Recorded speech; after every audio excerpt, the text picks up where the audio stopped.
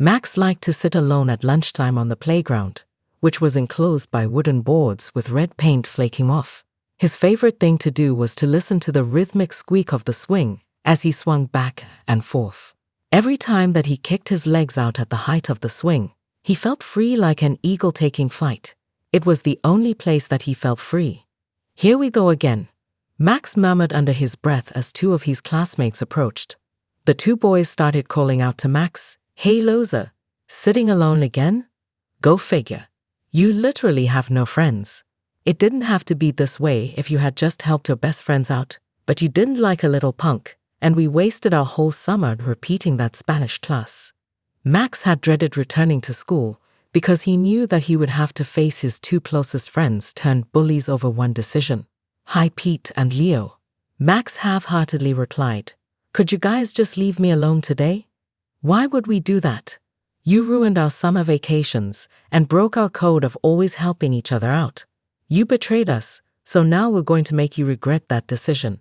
There's nothing you can say or do to me that's worse than what I have said to myself every day since you started bullying me, because you made me my own worst enemy," Max remarked with tears forming in the corner of his eyes. He just couldn't forget all the fun times they had together riding bikes, playing Mario Kart, and eating ice creams on the hill by their school while watching cars go by. At this point, Max sensed the escalation in their words. Pete stepped behind him and Leo stood in front. Leo gave Max a firm shove, and Max staggered backwards.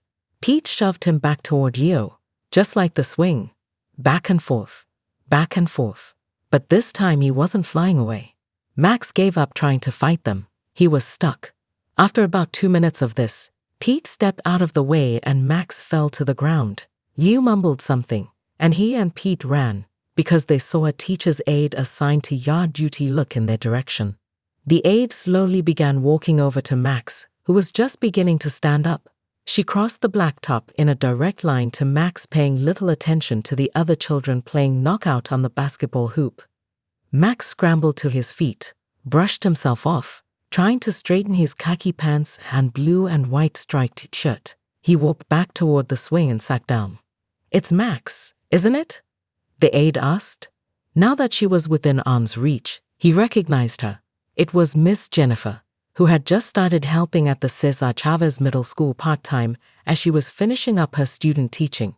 She always seemed to dress in a nautical style with her white khaki pants, navy blue sweater, white Converses with a red band around the sole of the shoe, and a red ribbon tied around her neck.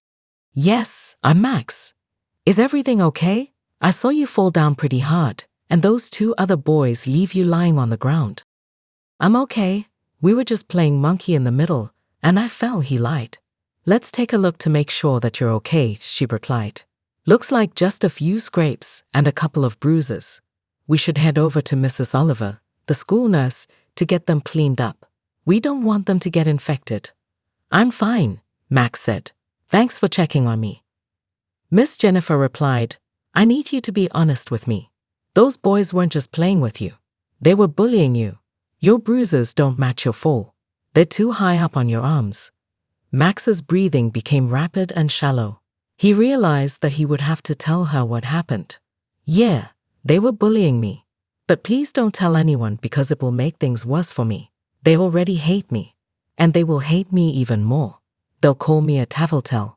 The aide placed her hand on his shoulder, looked him directly in the eye with her deep brown eyes, and said with a kind yet firm tone, "Max, I understand that you are afraid of them and causing more trouble, but do you want this to stop? You deserve this to stop.